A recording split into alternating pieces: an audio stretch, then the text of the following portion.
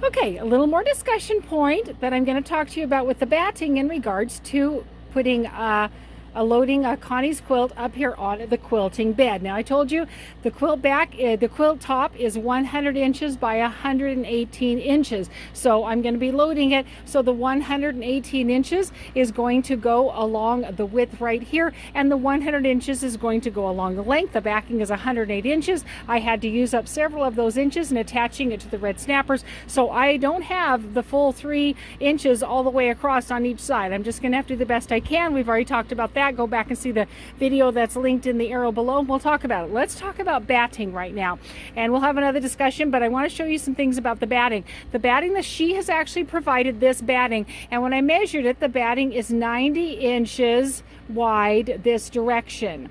But in this way, she's provided me with much batting. So we're all good one direction, but we only have 90 inches in this direction. The quilt itself is going to be 100 inches. What to do? What's going on? I'm going to be missing a minimum of 10 inches of batting down here.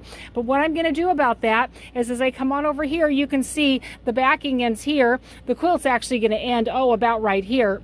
So I'm going to have all of this extra batting on the side. As I work the quilt, I'm literally going to trim the batting off row by row as I roll the quilt. And when I get down toward the bottom, I'm going to have this long piece of batting. I'm just going to turn it and I will put it toward the bottom right here to make up the difference. My friends, that's what I'm calling Frankenstein batting. If you bring your batting over here, Frankenstein, you could zigzag the edges together. You could lap them over a little bit. You could use seam tape where you're literally just ironing it on a little bit. You remove the sticky side from one edge of it and it stays together perfectly. There's lots of options to be able to do that. For me, I will be overlapping just a little. The stitching design, I promise you, my friends, is going to go over top of that seam and it's going to hold everything beautifully. I have put samples through the wash dozens of times over and over again to make sure that they're going to hold, and so that stitching is going to hold between overlapping just a tad, and that stitching, I promise you, nobody's going to know. By the time you get the quilt trimmed and you get the binding on it, nobody will ever know there was a little bit of Frankensteining there. So that's how I'm going to handle it.